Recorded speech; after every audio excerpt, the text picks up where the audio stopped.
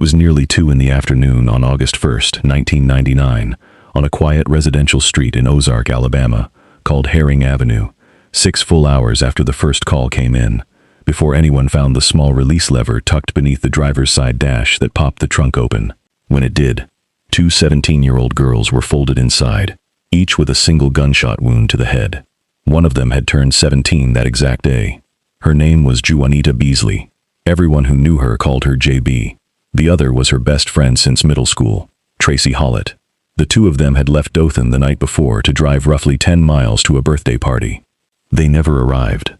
Instead, sometime after midnight, somewhere between a gas station payphone and a stretch of paved residential road that had nothing to do with either girl's life, somebody put a bullet in each of their heads and drove their own car to a street neither of them had any reason to know existed.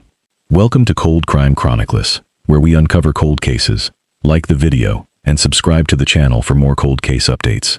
To find out the killer who was standing in plain sight, at the front of a room full of people every single Sunday, you need to watch till the end. The only item ever proven missing from that car was a small keychain. Black and white plastic blocks, strung together on a ring, spelling out 2 words, hard to get. Whoever took it kept it for 20 years. This is what those 20 years cost 2 families, and what it finally took to end them. Before the trunk was ever opened, before anyone in Dothan or Ozark understood the scale of what they were dealing with, this was still just a missing car parked on a street where nothing bad ever happened. Juanita Beasley was born July 31, 1982, in Troy, Alabama, and by the time she'd grown up in Dothan, she'd built the kind of reputation that outlasts a person by decades. Her mother, Cheryl Burgoon, has spoken about her daughter in the plainest terms imaginable. A girl who filled up a room the moment she stepped into it, who never once gave her mother reason for a sleepless night before that particular summer arrived. Friends from that period remembered JB as the one who organized things without ever seeming to try. Tracy Hollett came from a household that had already absorbed one tragedy before this one found it. She was born 5 months earlier, on March 3, 1982, and lost her biological father, a police officer named Robert Hollett, when he drowned in Lake Eufaula. She was 4 years old at the time. Her mother, Carol, later remarried a man named Mike Roberts, and Mike didn't treat the role of stepfather like a technicality. He raised Tracy as his own daughter without qualification, and the men who had worked alongside her late father kept an unspoken, watchful eye on her growing up, the way a small department sometimes does for the child of one of its own. By the time they reached their teenage years, JB and Tracy weren't really 2 separate friends anymore so much as a single unit that happened to answer to 2 different names. Classmates said if you found one of them in a hallway, the other was rarely more than a few feet away, and if you wanted to reach one, you called the other's house first, because there was a decent chance that's where she'd be. They'd spent enough summers in and out of each other's kitchens that both mothers had long since stopped keeping count of whose refrigerator either girl was raiding on a given afternoon. That last summer had followed the same rhythm most 17-year-old summers in a small Alabama town tend to follow. JB's birthday had been circled on calendars in both houses for weeks. There was nothing about the plan for that night that either mother would have thought twice about. A short drive to a party in a neighboring town, home by a reasonable hour, the kind of evening that had played out 100 times before without incident. On the evening of July 31, 1999, JB's 17th birthday, the 2 girls climbed into JB's black 1993 Mazda 929 and set out from Dothan toward a party roughly 10 miles north in the small town of Headland. It should have taken 15 minutes, 20 at the outside, a straight shot up a road either of them could probably have driven half asleep. Somewhere along that route, in the dark, they missed a turn. Instead of correcting course toward Headland, the Mazda drifted more than 20 miles in the opposite direction, deep into Ozark, a town that had absolutely nothing to do with either girl's plans for that night, a town neither of them likely could have found on a map without help. Just after 11:30 p.m., the Mazda pulled into the lot of the Big Little Store, a convenience store and gas station on East Broad Street. The store had already closed for the night, its lights mostly down, but a local woman named Marilyn Merritt was still there with her daughter, having stopped to buy sodas on the way home. JB and Tracy climbed out and asked her for directions back to Highway 231. Merritt would later describe the 2 teenagers exactly the way you'd hope a stranger would describe your own daughter at that hour. Polite, neatly dressed, and preoccupied with exactly one thing: how late they were going to be getting home. Tracy walked to a payphone bolted to the front of the building and dialed her mother's number. Carol picked up to hear her daughter's voice sounding entirely normal, a little sheepish about the wrong turn, but reassured now, since a stranger in a gas station parking lot had just set them straight, and they were minutes from being back on track. Before she hung up, Tracy said 4 words that Carol has carried with her every single day since. "Mom, I love you." Merritt would later be asked, more than once, whether she noticed anything else in that lot. Another vehicle, another person standing somewhere in the shadows past the pumps. Anything at all out of place. She couldn't offer investigators much beyond the 2 girls themselves. It was late, the store was dark, and her attention had been on her own daughter and the drive still ahead of her. Whatever else may have been sitting in that lot, watching, waiting, or simply passing through, it left no impression on the one witness who was there. Merritt was still standing in that lot when the Mazda pulled back onto the road, following her directions exactly, headlights swinging toward the highway on-ramp. She watched the taillights shrink and finally disappear into the dark. Little did Marilyn Merritt know, it was the last anyone would ever see of either girl alive. After that, nothing. No second phone call home. No headlights turning into a driveway. Both households stayed up long past the hour they should have gone to bed, listening for a car door that never slammed shut, checking the driveway through the front curtains every so often the way parents do when a curfew slips by without explanation. Neither mother called the other's house that night, each one assuming, hoping, that the girls had simply lost track of time at the party and would walk through the door any minute. By morning, both mothers had made the same call to Dothan police within minutes of each other, reporting their daughters missing before 9 a.m. Around the same hour, in a different town entirely, a patrol officer in Ozark was circling a black Mazda 929, parked on a street called Herring Avenue, wondering why nobody had come to claim it. Every detail of that car told a story that refused to add up on its own terms. The doors sat unlocked. One window was cracked open a few inches, as if for air. Cash and jewelry sat in plain sight, untouched, on the seats. Whatever gasoline had been in the tank when the girls left Dothan the night before was almost entirely gone by morning, and the entire vehicle, every panel, every fender, the tires, was streaked with dried mud, despite the fact that Herring Avenue itself was clean, dry, ordinary pavement that hadn't seen rain in days. Something had happened to this car, and to the 2 teenagers who'd been riding inside it, somewhere else entirely. Herring Avenue was simply where it was left behind afterward, a stage set dressed to look like nothing had happened at all. A neighbor 2 doors down would later tell police she'd noticed the car sometime before sunrise but hadn't thought much of it. Cars sat parked on that street from time to time, visitors at the hospital nearby, and an unfamiliar sedan wasn't unusual enough to warrant a second glance out the window. That single missed moment, multiplied across a handful of other houses on the same block, meant the car had likely been sitting there for hours before the first patrol officer ever laid eyes on it in daylight. When the trunk finally opened at roughly 2 o'clock that afternoon, 6 hours after the first patrol officer had circled the car, the scene inside told its own sequence of events before a single word of forensic analysis ever came back from a lab. Tracy had gone into the trunk first. JB had been placed on top of her. Both girls were fully clothed. Nothing about their appearance suggested they had been posed, or displayed, or arranged for anyone to find. Each had been shot exactly once in the head with a 9mm handgun. A single spent shell casing was recovered from Tracy's body at the scene, but a second casing, the one that logically should have come from the round that killed JB, was never located anywhere in or around that vehicle.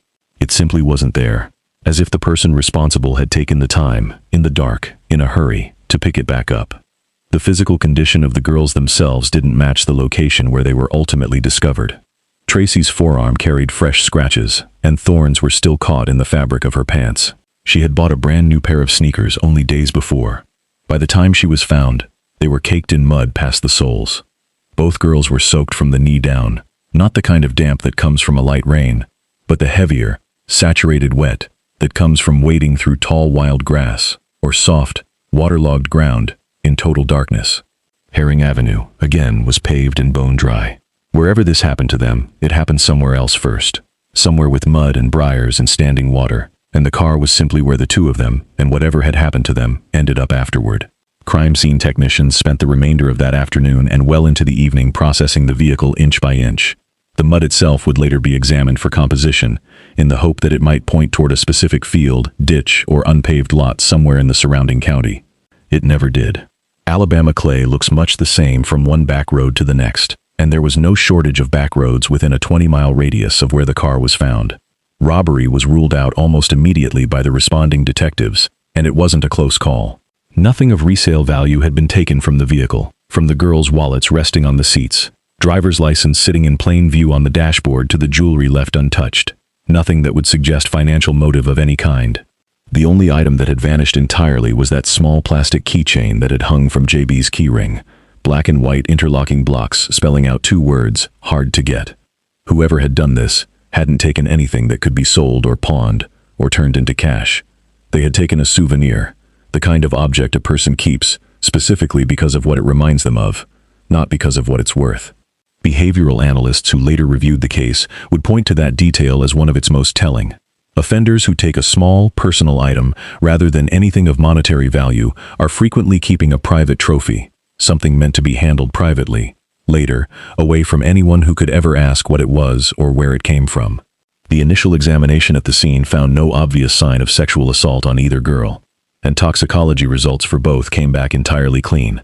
No drugs in their systems, no alcohol. In the first 48 hours, Dale County was left holding a double homicide with no apparent motive, no forced entry into the vehicle, and exactly one witness, a woman in a parking lot who had done nothing more than give 2 lost, polite teenagers directions and then watch them drive safely away. That picture shifted, hard, roughly 2 months later, when full laboratory findings came back from the Alabama Department of Forensic Sciences. Biological material, semen, had in fact been recovered from JB's bra, her underwear, and her skin, details that the initial scene examination had missed entirely. A single palm print, unmatched to anyone in any existing law enforcement database, was lifted from the underside of the trunk lid, exactly where someone's hand would have braced against it to close the lid from the inside angle.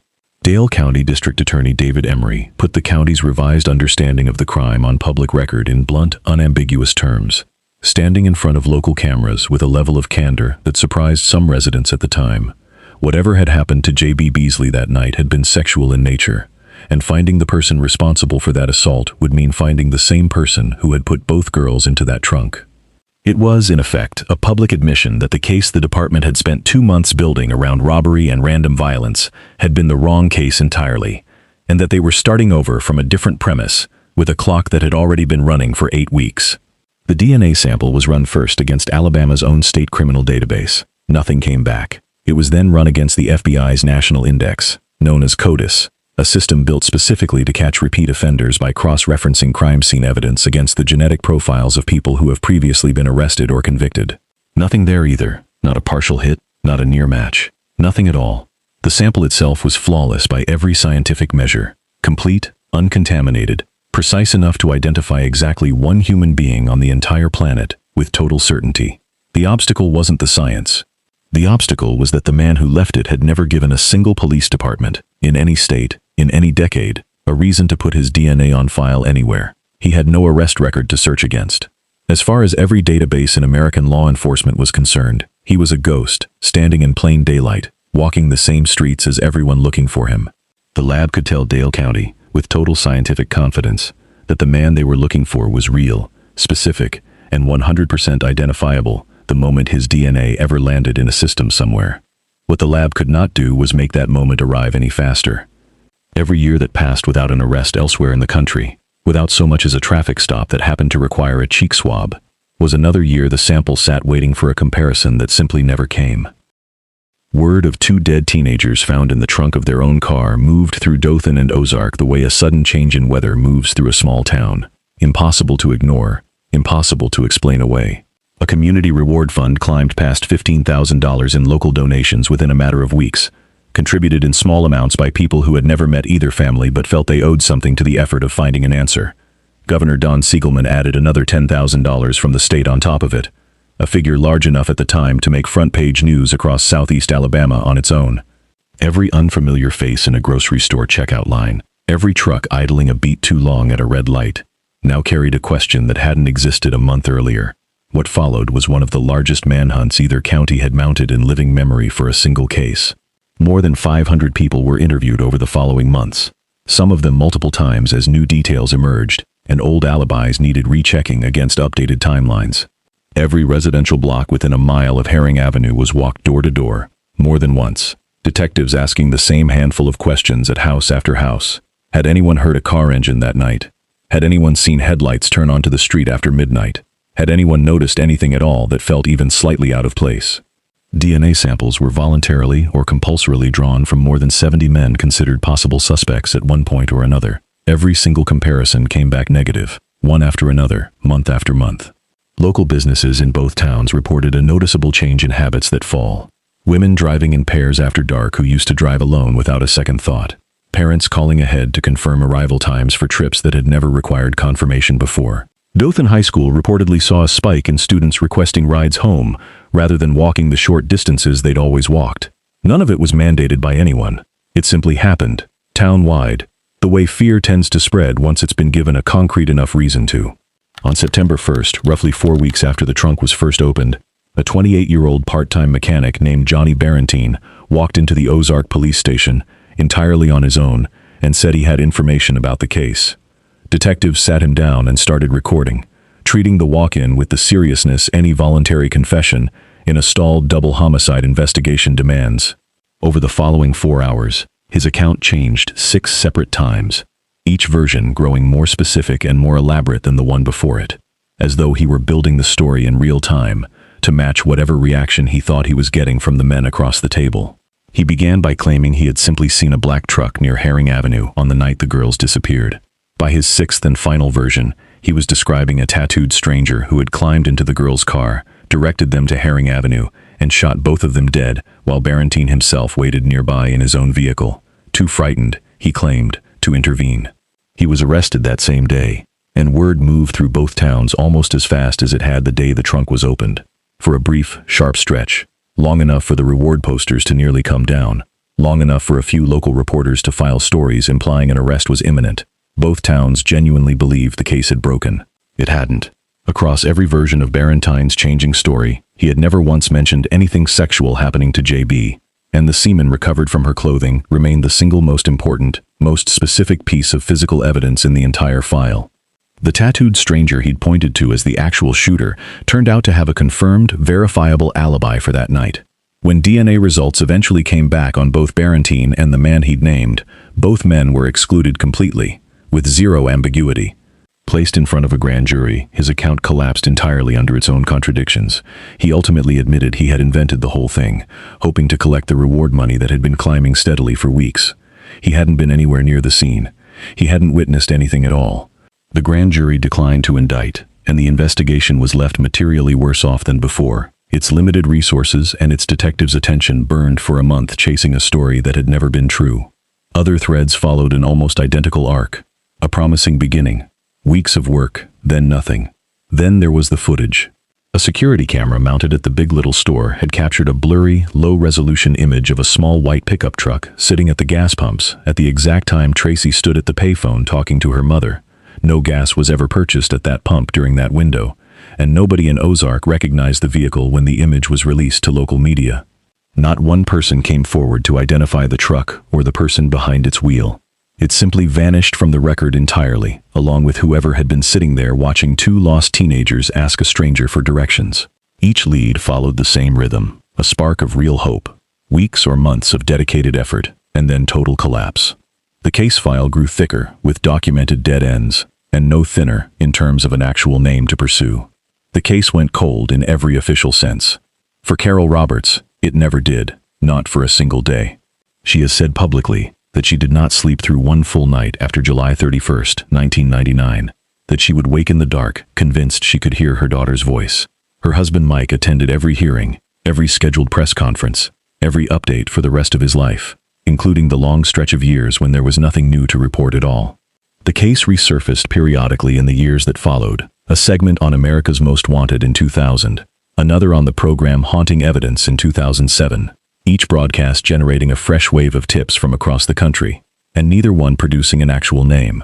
The break, when it finally came, arrived sideways, from an entirely unrelated case on the opposite side of the country. In April 2018, a former police officer named Joseph James D'Angelo was arrested in California and identified as the man responsible for a long string of murders and sexual assaults committed decades earlier. He had no criminal record of any kind. His DNA had never appeared in any government database. What ultimately identified him was a technique no American law enforcement agency had ever successfully used before: uploading crime scene DNA to a public genealogy website, where ordinary people had voluntarily submitted their own genetic profiles simply to trace their family history for personal reasons. The search didn't return D'Angelo directly. It returned a list of distant relatives who shared small fragments of his DNA without having any idea what that meant. And from those scattered fragments, a family tree was built backward, generation by generation, branch by branch, until exactly one name fit every piece of the puzzle at once. Ozark's police chief followed that California arrest with more than passing professional curiosity. He was thinking specifically about one file sitting in his own department's archive, a semen sample pulled from a murdered 17-year-old's clothing back in 1999 that had failed to match a single profile anywhere in the country across 20 full years of trying. He reached out directly to Parabon Nanolabs, the private genetic genealogy firm that had helped build the case against D'Angelo, and sent them the 1999 crime scene sample with a simple, direct request. Run this the same way you ran that one. The process itself took weeks, not days. Genetic genealogists working the sample had to build out family trees branch by branch, cross-referencing public records, obituaries, and marriage licenses against the fragments of shared DNA. The genealogy database had surfaced, slowly narrowing a list of possible relatives, down from dozens of distant cousins to a small handful of family lines that all converged, eventually, on the same corner of southeast Alabama. Parabon's analysis eventually returned a list of Alabama families whose genetic markers overlapped meaningfully with the crime scene sample. One name on that list stopped the chief completely, not because it appeared anywhere in 20 years of case files, and not because of any tip that had ever come in over 2 full decades of dead ends, but simply because he recognized it personally from growing up in the exact same small town. That name belonged to a 45-year-old man who had lived inside the same small community as both victims' families for the entire 20 years the case had sat unsolved. If you have watched till this point, take 5 seconds to like the video and subscribe to the channel. It is what keeps us going. He had graduated from Carroll High School back in 1992, where he had been both an athlete and president of the library club. He had served in the military afterward, then spent years driving long-haul trucks for a company based out of Troy, parking his rig at a station near Ozark every few weeks whenever he came home. Somewhere along the way, he had begun preaching on the side, and by 2013 he had gone on to found his own small nonprofit ministry. He was married, with 2 children, and had never in his adult life given a single person any reason to use the word suspicious in the same sentence as his name. Members of his congregation would later describe him, without any apparent irony given what came next, as one of the more dependable men they knew. Someone who showed up early to set out folding chairs, who remembered names and birthdays, who could be counted on for a ride to the doctor or a meal dropped off after a surgery. He lived less than a mile from Herring Avenue. His name was Coley McCraney. For 20 years, that ordinariness had functioned as its own kind of camouflage, not because he had done anything deliberate to hide behind it, but simply because nobody had ever had a reason to look past it. A man who preaches on Sundays and drives long-haul routes during the week, and coaches his own kids' teams on weekends, doesn't fit the shape of a suspect that a community spends 2 decades imagining. The community had, in the absence of a name, built a mental picture of the kind of person capable of this. A drifter, a stranger passing through, someone already known to cause trouble, someone with a record, a reputation, a history that would have made his name come up naturally the moment anyone started asking around. Coley McCraney matched none of it, which was precisely why no tip, no interview, no casual conversation over 2 full decades had ever pointed a single finger in his direction. He wasn't hiding in the shadows. He was standing in plain sight, at the front of a room full of people every single Sunday, and that visibility was its own form of concealment. The chief made a deliberate, careful choice about how to approach him. McCraney wasn't called into the station as a suspect. He was invited in, framed simply as a longtime community member who might be able to help narrow down an active suspect pool. His wife, Jeanette, came along with him and sat beside him through the entire conversation, actively encouraging him to cooperate fully. Nothing across 20 years of marriage had given her any reason at all to hesitate. He agreed without protest of any kind, and an officer swabbed the inside of his cheek. He didn't rush through it. He didn't fidget or hesitate. He sat there with the calm, settled composure of a man who genuinely believed, as far as he knew, that he had absolutely nothing to worry about. What he didn't know, sitting in that chair with his wife beside him for support, was that the genealogy search had already narrowed to his exact family branch before that meeting was ever even scheduled. When the lab results finally came back days later, they weren't a partial match, or a promising similarity worth investigating further. They were identical, a complete, unambiguous match to the sample recovered from J.B. Beasley's clothing 2 decades earlier. Confronted directly with those results, McCraney denied everything, insisting he had never met either girl, had no connection to them whatsoever, and had not even been in Ozark that particular night. It was a flat, complete denial, offered without hesitation, from a man who had just spent 20 years building a reputation as someone whose word could be trusted without question. And for a brief moment, sitting across the table from him, some of the detectives in that room later admitted they half expected to find some alternate explanation buried somewhere in the science. There wasn't one. The DNA didn't care what kind of man he had become in the years since. It only recorded what he had done on one specific night in 1999, and it recorded it with a level of precision no denial could argue with.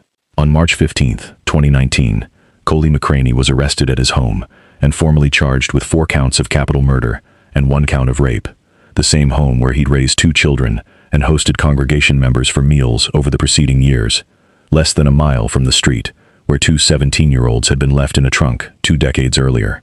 The state announced its intention to pursue the death penalty. The reaction that rippled through both towns wasn't the clean sense of relief people usually expect when a 20-year-old cold case finally breaks open. It was something heavier and stranger than that. The slow realization that a preacher, a father, a man people had greeted at church and made idle small talk with at gas pumps for 2 straight decades, had spent that entire stretch of time occupying the very same few square miles as the grieving families of the 2 girls he had killed. The trial, originally scheduled for 2020, was delayed nearly 3 full years by the pandemic, finally opening in a Dale County courtroom in April 2023, almost 24 years to the week after that first stop at the Big Little store. The courtroom itself filled early most mornings, a mix of reporters, longtime residents who remembered the summer it happened, and members of McCraney's own congregation, some of whom reportedly sat through portions of the proceedings still struggling to reconcile the man on trial with the man who had stood in front of them, delivering sermons for years. 8 days of testimony followed, presided over by Judge William Fillmore, with the families of both girls seated together directly behind the prosecution table for the entire proceeding, close enough to see every expression cross the defendant's face. McCraney chose to testify in his own defense, a genuine gamble in any capital case, since it opens a defendant to direct cross-examination, with no legal shield of any kind standing between him and the state's questions. The flat, total denial he had given detectives back in 2019 was gone completely. In its place was an entirely new account. He now claimed he had actually first met JB at a Dothan shopping mall sometime before the murders, that she had introduced herself to him under a different name entirely, and that the 2 of them had exchanged phone numbers and arranged in advance to meet up in Ozark on the night of July 31st. He testified that his own vehicle had broken down that night at the very same gas station where the girls happened to stop for directions, that he had spotted them at the payphone and accepted a ride from them out to where his truck was parked, that he and JB had then had consensual sex together in the cab of that truck, and that the girls had dropped him back home around 12:45 in the morning, the last time, he insisted, he ever laid eyes on either of them. He described the alleged mall encounter in specific, rehearsed-sounding detail. The store she'd supposedly been shopping in, the joke she'd supposedly made about his height, the number she'd supposedly written on a receipt. None of it existed anywhere outside his own testimony. No employee at the mall recalled either girl matching that description on any relevant date. No receipt, no note, no second-hand account from a single friend of JB's ever surfaced to support any part of the story.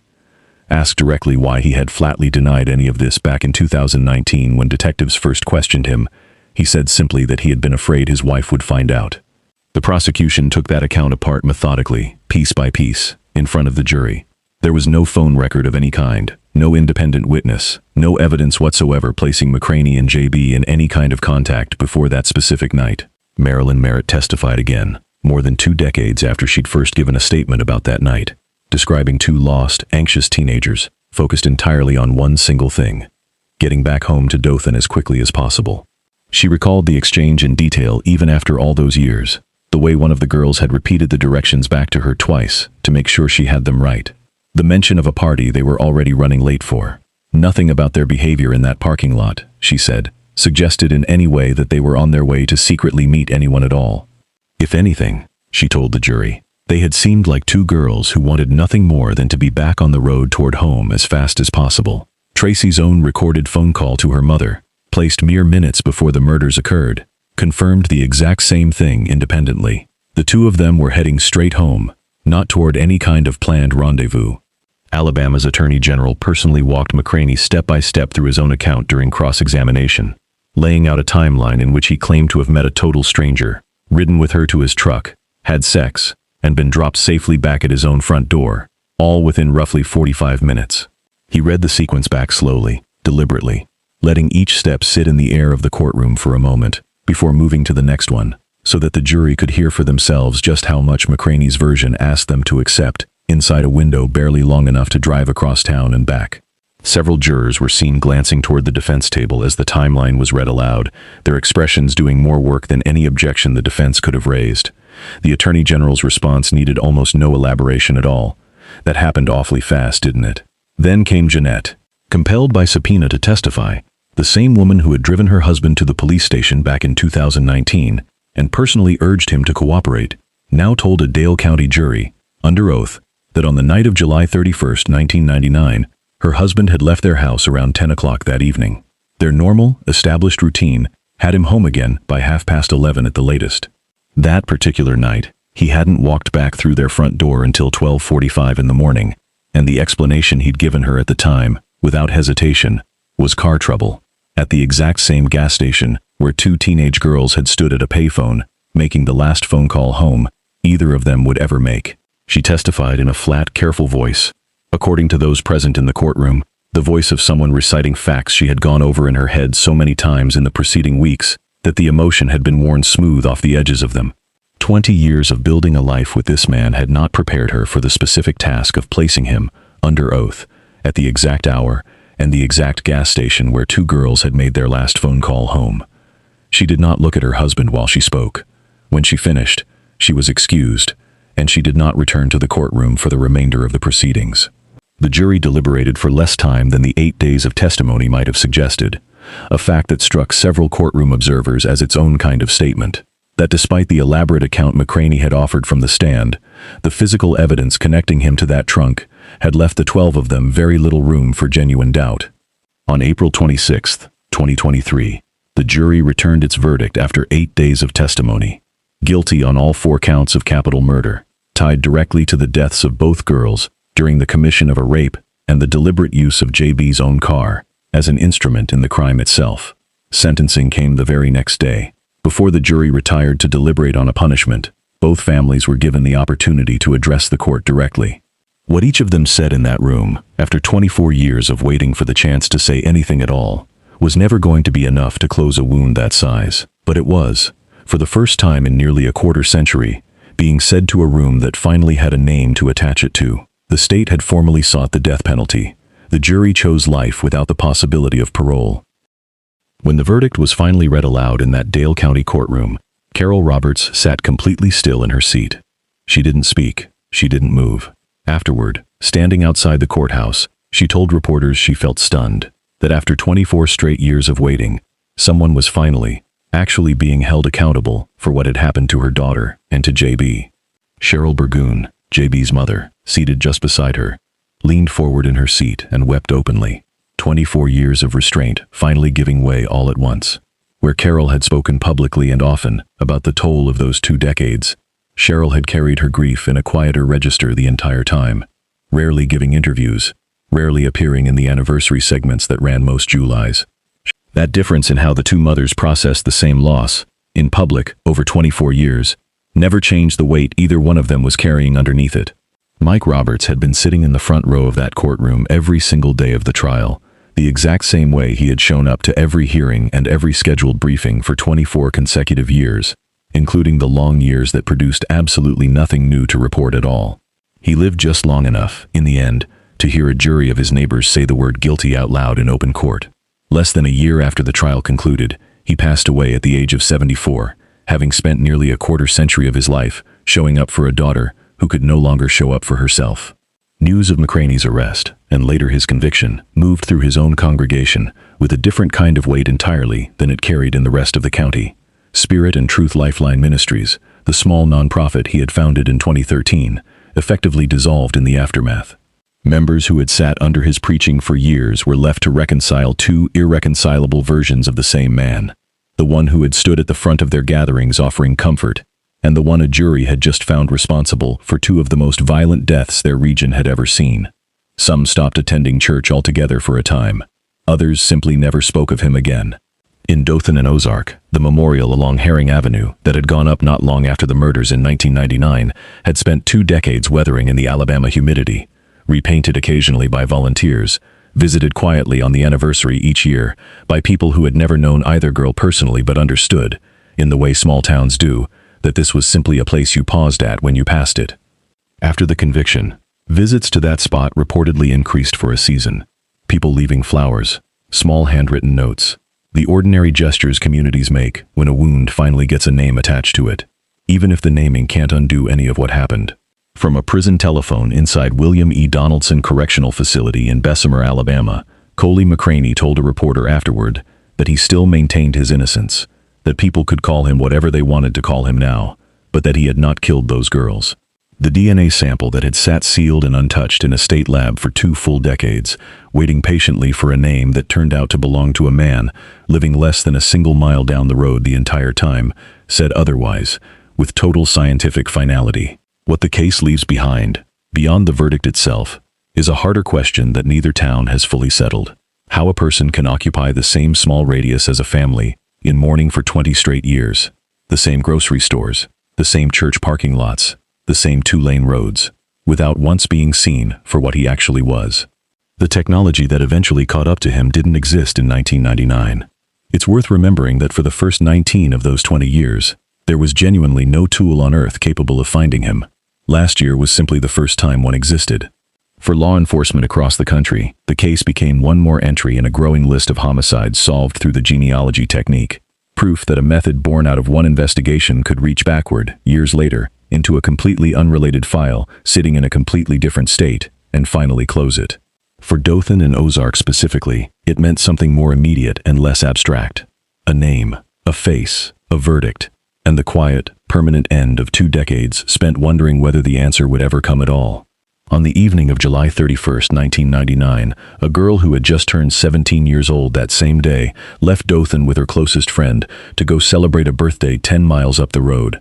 They missed a single turn in the dark and ended up, through nothing more than an honest mistake, in a town neither of them knew. One of them found a payphone bolted to the outside wall of a closed convenience store and called her mother, just to say they were on their way home safely now, and to say 3 more words before hanging up the receiver for the last time. A black car pulled out of that gas station parking lot moments later and turned toward the highway on-ramp, its taillights slowly shrinking into the dark until a woman standing alone in that lot couldn't make them out anymore at all. 24 years later, a small plastic keychain, 2 words spelled out in interlocking black and white blocks, has still never been recovered. Whatever became of it, wherever it ultimately ended up over 2 decades, it disappeared into the dark right alongside the man who took it that night, and to this day, it has never come back out.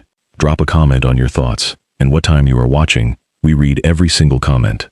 Like the video, check the channel for previously uploaded videos, and subscribe to the channel for more updates.